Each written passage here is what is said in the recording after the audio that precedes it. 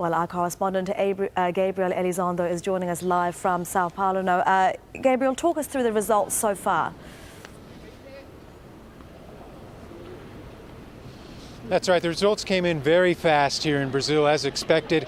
And the latest numbers that we have are that 87% of the vote has been counted, with Dilma Rousseff getting 40%, Aecio Neves, as you mentioned, 34%, and the environmentalist Marina Silva, who was polling so well just a few weeks ago, only polling now at 21%.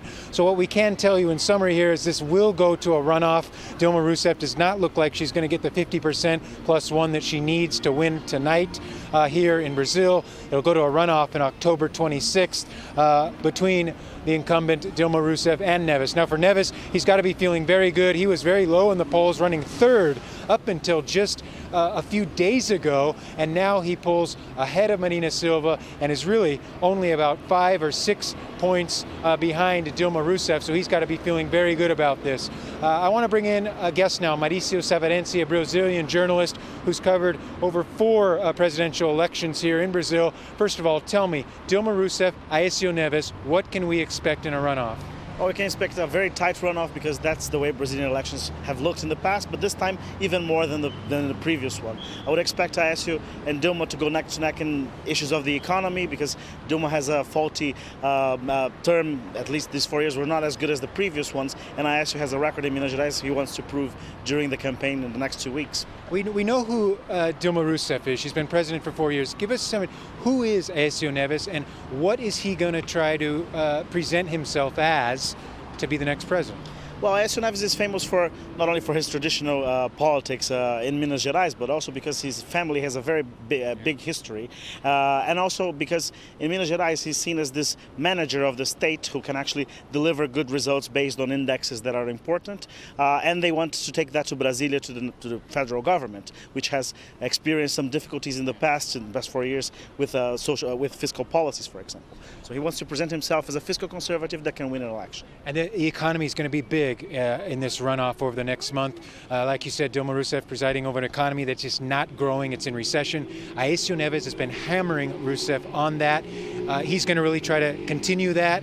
The economy a key issue?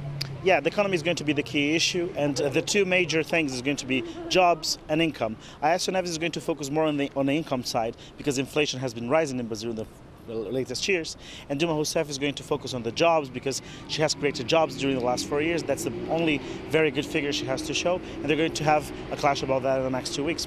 Now, Rousseff was polling at 40%. Now she has 40% of the real votes. Neves, though, 35, 34%. Huge comeback for him.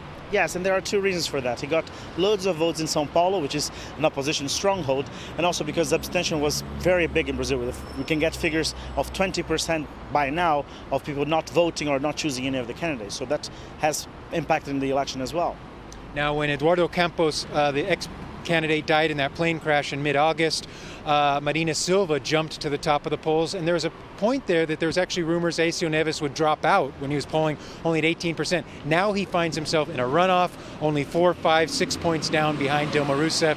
What voters does he need to get to potentially catch up to Rousseff in the runoff? Well, she has to break into the northeast of Brazil, which is a very Dilma and Lula stronghold. And Dilma, to win, she needs to get more votes in Sao Paulo, which has given her about 1 out of 3 votes this time. So it's going to be tough for both of them. This is going to be a very close election, and no predictions are safe at this moment. Absolutely. Aecio Neves, appreciate it. Thank you very much for joining us. There you have it.